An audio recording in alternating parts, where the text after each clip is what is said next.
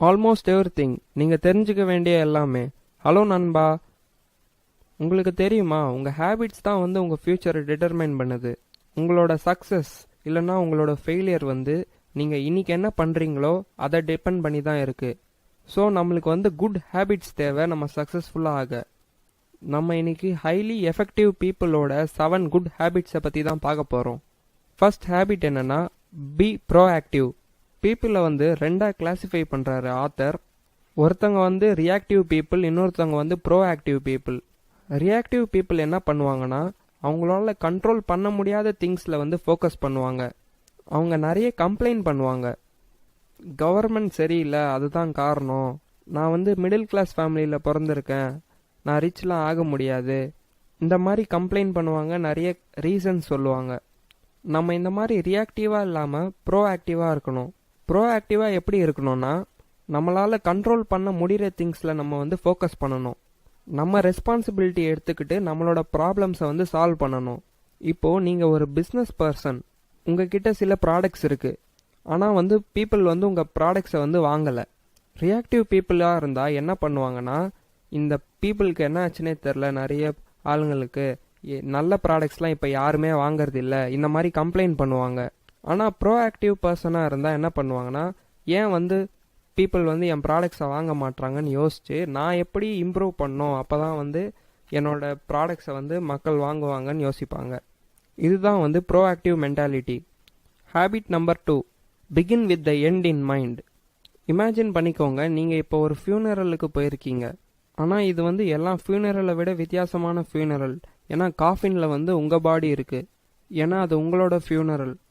அப்போ நீங்கள் உங்களுக்கே என்ன சொல்ல விரும்புகிறீங்க? இது ரொம்பவே ஒரு இம்பேக்ட்ஃபுல் கொஸ்டின். எக்ஸாம்பிள், நான் ஒரு நல்ல அப்பாவாக இருந்தேன்னு நீங்கள் உங்களுக்கே சொல்ல நினைக்கிறீங்கன்னா நீங்களே யோசிங்க, இன்னைக்கு நீங்கள் ஒரு நல்ல அப்பாவாக இருக்கிறீங்களான்னு யோசிங்க. இல்லைனா நான் ஒரு ட்ரூ ஃப்ரெண்டாக இருந்திருக்கேன்னு நீங்கள் சொல்ல நினைக்கிறீங்களா? யோசிங்க, இன்னைக்கு நீங்கள் உண்மையிலே ஒரு ட்ரூ ஃப்ரெண்டாக இருக்கிறீங்களான்னு. இந்த மாதிரி நம்ம கடைசியில் என்ன ஆகணும்னு நினைக்கிறோமோ அதை இன்னைக்கு அதுக்கான ஆக்ஷன்ஸ் எடுக்கிறோமான்னு பார்த்துக்கோங்க. அதுதான் வந்து செகண்ட் ஹேபிட்டோட concept. Habit number 3, put first things first. நான் இப்போ உங்ககிட்ட ஒரு கொஸ்டின் கேட்டால் உங்களுக்கு லைஃப்பில் எது முக்கியம்னு கேட்டால் ஆப்வியஸ்லி நீங்கள் வந்து உங்களோட ஹெல்த்து இல்லைனா உங்களோட ஃபேமிலி அதை பற்றி தான் சொல்லுவீங்க. நீங்கள் கண்டிப்பாக சொல்ல போகிறது இல்லை டிவி பார்க்கறது தான் இல்லை பேப்பர் படிக்கிறது தான்னு. ஆனால் நம்ம சொல்கிறதுக்கும் நடந்துக்கிறதுக்கும் ஹியூஜ் டிஃப்ரென்ஸ் இருக்குது.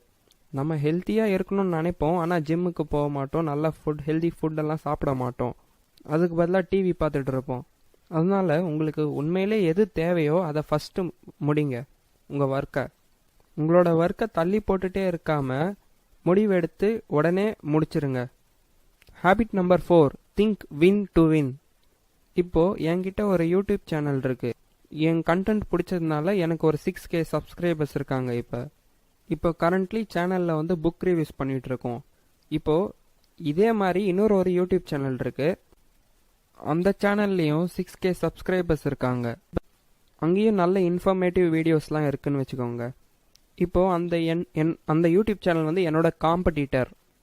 நான் வந்து ஒரு ஃபேக் யூடியூப் அக்கௌண்ட் க்ரியேட் பண்ணி அவங்க கமெண்ட்ஸில் போய் உங்கள் கண்டென்ட் நல்லாவே இல்லை அப்படி இப்படின்னு கம்ப்ளைண்ட் பண்ணுறதை விட நாங்கள் 2 பேரும் கொலாபரேட் பண்ணி என்னோட சப்ஸ்கிரைபர்ஸ் கிட்ட இவரோட கண்டென்ட் நல்லாயிருக்கு போய் செக் பண்ணுங்க அப்படின்னு சொன்னால் அவருக்கு இன்னொரு ஒரு 6K சப்ஸ்கிரைபர்ஸ் கிடைக்க சான்ஸ் இருக்குது.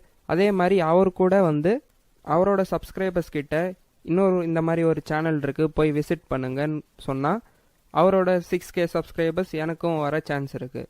இந்த மாதிரி 2 பேருக்கும் வின் ஆர் வின் சிச்சுவேஷனில் வந்து யூஸ் பண்ணிக்கணும்.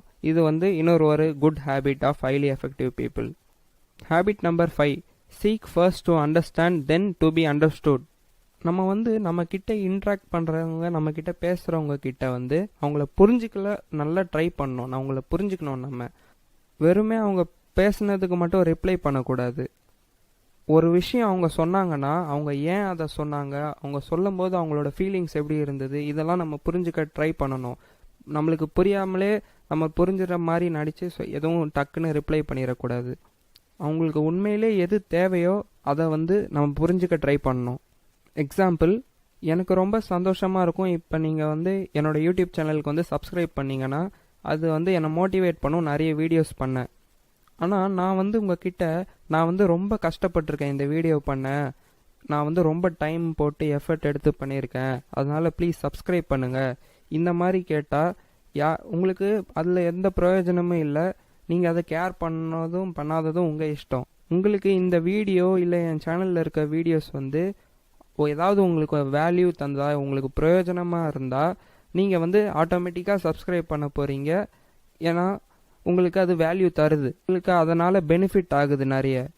இன்னொரு எக்ஸாம்பிள் தரேன் பாருங்கள். என்னோட சில வீடியோஸில் கமெண்ட்ஸ் வரும், ஆடியோ குவாலிட்டியே நல்லா இல்லை, ஸ்டக்காகி பேசுகிறீங்க அப்படின்னு.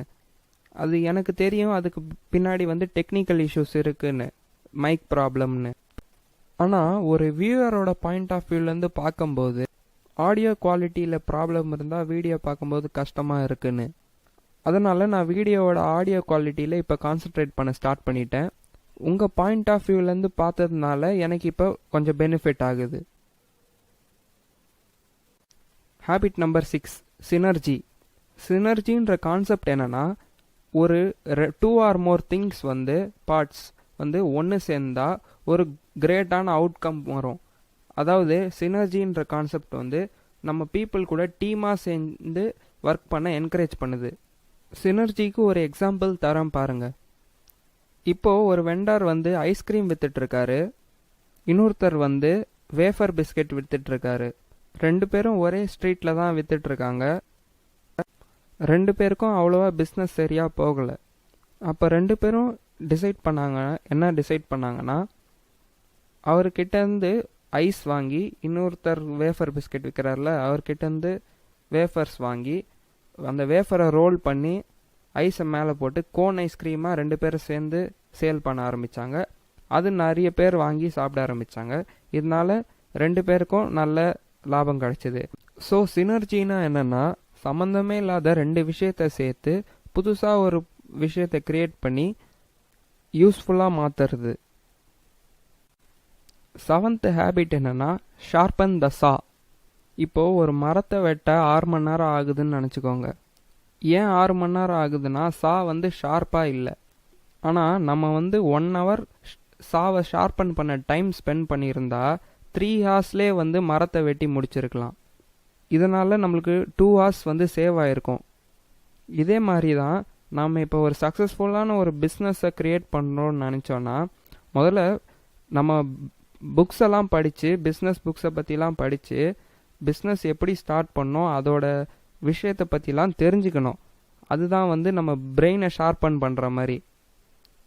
எதுவுமே கற்றுக்காமல் டைரெக்டாக இறங்கிட்டோன்னா அப்புறம் நம்ம லாஸ் ஆக இல்லை ஃபெயில் ஆக நிறைய சான்ஸ் இருக்குது.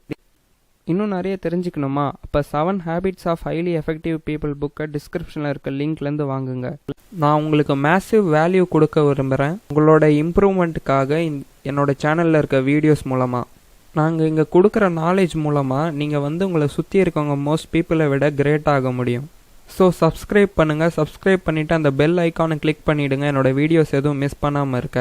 உங்களுக்கு இந்த வீடியோ பிடிச்சா லைக் பண்ணுங்கள், கமெண்ட் பண்ணுங்கள், உங்கள் ஃப்ரெண்ட்ஸ் அண்ட் ஃபேமிலியோட சோஷியல் மீடியாவில் ஷேர் பண்ணுங்கள்.